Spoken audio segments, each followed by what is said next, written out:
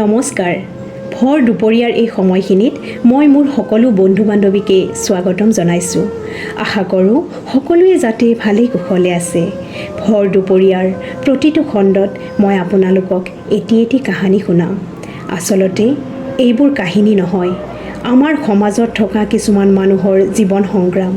বলক তেন্তে আমি কাহিনীটোৰ মাজলৈ যাওঁ। আজিৰ কাহিনীটো অৰ্চনা নামৰ এগৰাকী মহিলাৰ এক খেলিমেলি জীৱন যাত্ৰা আৰু নিজ কন্যা আৰু স্বামীৰ হাতত মৃত্যুৰ কাহিনী। বাংগালোৰৰ এটা খুব সম্ভ্ৰান্ত পৰিয়ালৰ ছোৱালী আছিল অৰ্চনা। পঢ়া-শুনা সমাপ্ত কৰাৰ পিছত অৰ্চনাক এজন ল'ৰালৈ বিয়া দি উলিয়াই দিয়া হ'ল। ল'ৰাজনৰ পৰিয়ালটো অতি সম্ভ্ৰান্ত আছিল। দুয়োৰো এজনী ছোৱালী আৰু এজন ল'ৰা সন্তানো আছিল। অৰ্চনাৰ বৈবাহিক জীৱন 15 বছৰ চলিল। তাৰ পিছত অৰ্চনা আৰু তাইৰ গিৰিয়েকৰ মাজত সংঘাত আৰম্ভ হ'ল। এই সংঘাতে দুয়োৰো ডিভ'ৰ্চ কৰাই দিলে। ডিভ'ৰ্চ দুয়োৰো বুজাবুজিৰ মাজত হৈছিল। অৰ্চনাৰ গিৰিয়েক বহুত ধনীমানী ব্যক্তি আছিল। অৰ্চনা আৰু তাইৰ দুয়োটি সন্তানৰ খৰচ পাতিৰ নামত 15 কোটি টকা অৰ্চনাক দিলে। আনফালে অৰ্চনা মাক-বাপেকৰ একমাত্ৰ সন্তান আছিল। গতিকে দেউতাকৰ সম্পত্তিৰ প্ৰায় 40 কোটি সম্পত্তি অৰ্চনাৰ নামত দিলে। দেউতাকৰ পৰা পোৱা 40 কোটি আৰু গিৰিয়েকৰ পৰা পোৱা 15 কোটি, মুঠ 55 কোটি টকাৰ মালিকনী হ'ল অৰ্চনা। অৰ্চনাই ভাবিলে ইমানখিনি পইচাৰে কিয়নো এটা বিজনেছ আৰম্ভ কৰা যাওক, যাৰ ফলত হাতলৈ এটা ভাল পইচাও আহি থাকিব। অৰ্চনাই ৰিয়েল ষ্টেটৰ বিজনেছ আৰম্ভ কৰিলে। নিজৰ তলত 2-4জন মানুহো ৰাখিলে। বিজনেছ সুন্দৰকৈ চলি গৈ থাকিল। অৰ্চনাই নিজৰ ব্যৱসায়ৰ সংক্ৰান্তত এজন ব্যক্তিৰ লগত চিনাকি হ'ল। এই ব্যক্তিজনে অৰ্চনাক বিজনেছৰ নামত সহায় সহযোগিতা আগবঢ়াই আহিছিল, যাৰ ফলত মানুহজনৰ লগত অৰ্চনাৰ ঘনিষ্ঠতা বাঢ়িছিল আৰু লাহে লাহে দুয়ো প্ৰেমতো পৰিছিল। দুয়ো বিবাহ পাশত আবদ্ধ হোৱাৰ সিদ্ধান্ত ল'লে। অৰ্চনাৰ হাজবেণ্ড হোৱাৰ উপৰিও বিজনেছ পাৰ্টনাৰ হিচাপে 2-3 বছৰ ভালদৰে চলিল। কিন্তু তাৰ পিছত লাহে লাহে দুয়োৰো মাজত সৰু-সুৰা কথাক লৈ সংঘাত আৰম্ভ হ'বলৈ ধৰিলে। বিজনেছতো হিচাপ-নিকাচত খেলিমেলি আৰম্ভ হ'বলৈ ধৰিলে। দুয়োৰো মাজত মনোমালিন্য অকল ঘৰৰ চাৰিবেৰৰ মাজতে সীমাবদ্ধ হৈ নাথাকিলে। সিহঁতৰ অফিচতো সকলোৱে এই বিষয়ে গম পোৱা হ'ল। দুয়োৰো এই সংঘাত চলি থকাৰ মাজতে সিহঁতৰ অফিচত কাম কৰা নবীন নামৰ ল'ৰা এজনে পোনপটীয়াকৈ অৰ্চনাক ছাপোৰ্ট কৰি আহিছিল। নবীনে অৰ্চনা আৰু তাইৰ দ্বিতীয় হাজবেণ্ডৰ কাজিয়াৰ মাজত জুইত ঘি ঢলাৰ দৰে কাম কৰি আহিছিল। অৰ্চনাৰ এই দ্বিতীয় বিবাহো বেছিদিন নিটিকিল। এবাৰকৈ 2বাৰ সংসাৰ কৰাৰ পিছতো তাই সম্পৰ্কবোৰ ধৰি ৰাখিব নোৱাৰিলে। তাৰ বাবে মানসিক অশান্তিত ভুগিব ধৰিলে। ইয়াৰে সুযোগ লৈছিল তাইক ছাপোৰ্ট কৰি অহা নবীনে। কাৰণ সি ভালকৈ জানিছিল অৰ্চনা যে এগৰাকী কৰড়পতি মহিলা। তাইৰ প্ৰতি নহ'লেও তাইৰ সম্পত্তিৰ প্ৰতি বৰকৈ আকৰ্ষিত হৈছিল সি।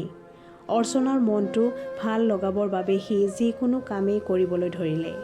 এনেদৰে প্ৰায় 2 বছৰমান থকাৰ পিছত অৰ্চনায়ো নবীনৰ প্ৰেমত পৰিলে। দুয়ো বিবাহৰ সিদ্ধান্ত ল'লে। নবীন হৈ পৰিল অৰ্চনাৰ 3 নম্বৰ হাজবেণ্ড। নবীনে নিজৰ বয়সতকৈ ডাঙৰ বয়সৰ মহিলা, তাতে আকৌ 2টি সন্তানৰ মাতৃক বিয়া কৰোৱাৰ একমাত্ৰ কাৰণ আছিল অৰ্চনাৰ টকা সম্পত্তিৰ ওপৰত লোভ।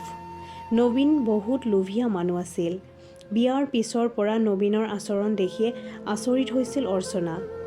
হিচাপ নোহোৱাকৈ টকা-পইচা খৰচ কৰা, অৰ্চনাৰ ব্যৱসায়ত সমানে সমানে ভাগ বিচৰা।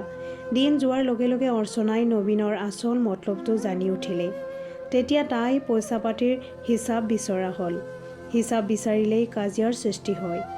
অৰ্চনাই তাক চাফ কৈ দিলে যে তাইৰ যিখিনি সম্পত্তি আছে সেয়া কেৱল তাইৰ ল'ৰা-ছোৱালী দুটাৰ বাবে আৰু ইয়াত নবীনৰ অলপো অধিকাৰ নাই। এই কথা শুনি নবীনৰ মাথাই কাম নকৰা হ'ল।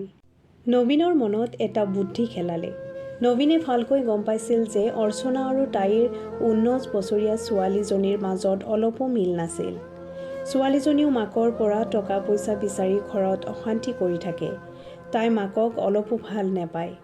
নবীনে ভাবিলে অৰ্চনাক যিহেতু বলেই নোৱাৰিলোঁ, গতিকে এইবাৰ ছোৱালীজনীৰ হতুৱাই গোটেইবোৰ ধন সম্পত্তি নিজৰ নামত কৰি ল'ম। তাৰ পিছত সি আৰম্ভ কৰিলে মানৱ জাতিটোক কলংকিত কৰা ঘটনা। সি অৰ্চনাৰ তৃতীয় স্বামী হিচাপে তাইৰ সন্তানকেইটাৰ পিতৃ হয়। অৰ্চনাৰ 18-19 বছৰীয়া ছোৱালীজনী সম্পৰ্কত তাৰ জীয়েক, কিন্তু সম্পত্তিৰ লোভত সেই জীয়েকজনীৰ লগত প্ৰেমৰ সম্পৰ্ক গঢ়ি উঠালে। জীয়েকজনীক মাকৰ বিৰুদ্ধে নানান ধৰণৰ কথা কৈ তাইক হাতৰ মুঠিত কৰি ল'লে। অৰ্চনাৰ জীয়েকজনীও টকা পইচাৰ পাগল আছিল, সেয়েহে নবীনৰ কথাত সুৰ মিলাই সহযোগ কৰি গৈছিল। লগতে দুয়ো প্ৰেমলীলাও চলাই গৈছিল। অৰ্চনাই দুয়োৰে এইবোৰ কথা গম পাইছিল আৰু জীয়েকক নবীনৰ বিষয়ে কথাবোৰ কৈ বহুত বুজাইছিল, কিন্তু জীয়েকে মাকৰ কথা অলপো নামানিলে। শেষত অৰ্চনাই দুয়োকে নিজৰ ঘৰৰ পৰা উলিয়াই দিলে। ঘৰৰ পৰা ওলাই গৈ এটা ফ্লেটত নবীন আৰু অৰ্চনাৰ জীয়েক ইউৰেকা পতি পত্নীৰ দৰে থাকিবলৈ ল'লে। দুয়োজনে ভাবি গুণি সিদ্ধান্ত ল'লে যে এনেকৈয়ে ইমানবোৰ সম্পত্তি হাতৰ পৰা যাব দিব নোৱাৰি, গতিকে কাৰোবাৰ হতুৱাই অৰ্চনা আৰু তাইৰ 16 বছৰীয়া ল'ৰাটোক হত্যা কৰিব লাগিব। তেতিয়াহে সম্পত্তিবোৰ আমাৰ হাতলৈ আহিব। কাৰণ অৰ্চনা আৰু তাইৰ ল'ৰাটো নাথাকিলে সকলো সম্পত্তিৰ গৰাকী ছোৱালীজনী হ'ব। কথামতেই কাম। এদিনাখন অৰ্চনা আৰু তাইৰ ল'ৰাটো নিজৰ ইনোভা কাৰখনেৰে ওলাই গৈছিল ক'ৰবালৈ। লগত গাড়ীৰ ড্ৰাইভাৰজনো আছিল। হঠাৎ অৰ্চনাৰ গাড়ীৰ সন্মুখত এখন গাড়ী ৰখাই দিলে। তাৰ পৰা প্ৰায় 5-6 জনৰ দল এটা নামি আহি অৰ্চনাৰ গাড়ীত আক্ৰমণ কৰিলে। অৰ্চনাক উপৰ্যুপৰি চোকা অস্ত্ৰেৰে আঘাত কৰিলে। ল'ৰাটোকো মাৰিবলৈ আহোঁতে ল'ৰাটো আৰু ড্ৰাইভাৰজন কোনোমতে তাৰ পৰা পলাই সাৰিলে। এই অচিনাক্ত দুৰ্বৃত্তকেইজনে অৰ্চনাক মাৰি থাকোঁতে নবীনৰ নাম লৈছিল, যিটো অৰ্চনাৰ ল'ৰাজনে শুনা পাইছিল। অৰ্চনাৰ থিতাতে মৃত্যু হ'ল। এই কথা ল'ৰাটোৱে গম পাই থানালৈ গৈ সকলো ক'লে। পুলিচে নবীনক উঠাই আনিলে। পুলিচৰ কোবত নবীনে সকলো কথা স্বীকাৰ কৰিলে আৰু এই ষড়যন্ত্ৰৰ অৰ্চনাৰ ছোৱালী ইউৰেকাও সমানেই দোষী বুলি ক'লে। নবীন আৰু ইউৰেকাই বাপেক জীয়েকৰ এটা মধুৰ সম্পৰ্কক কলংকিত কৰাৰ উপৰিও সম্পত্তিৰ লোভত হত্যাৰ দৰে অপৰাধ কৰিবলৈও নেৰিলে। ভগৱানৰ বিচাৰত ইহঁতে কি শাস্তি পাব নাজানো, কিন্তু আইনৰ বিচাৰত বৰ্তমান দুয়ো জেলত। ভৰ দুপৰীয়াত আজিৰ এই কাহিনীটো ইমানতে শেষ কৰিলোঁ। আশা কৰোঁ আপোনালোকে শুনি ভাল পাইছে, আৰু যদি ভাল পাইছে মোৰ চেনেলটো ছাবস্ক্ৰাইব কৰি দিব, লগতে লাইক আৰু কমেণ্টো কৰিব, যাতে আমাৰ সমাজত ঘটি থকা এনেবোৰ সঁচা ঘটনাক কাহিনী ৰূপত মই আপোনালোকক শুনাব পাৰোঁ। ধন্যবাদ।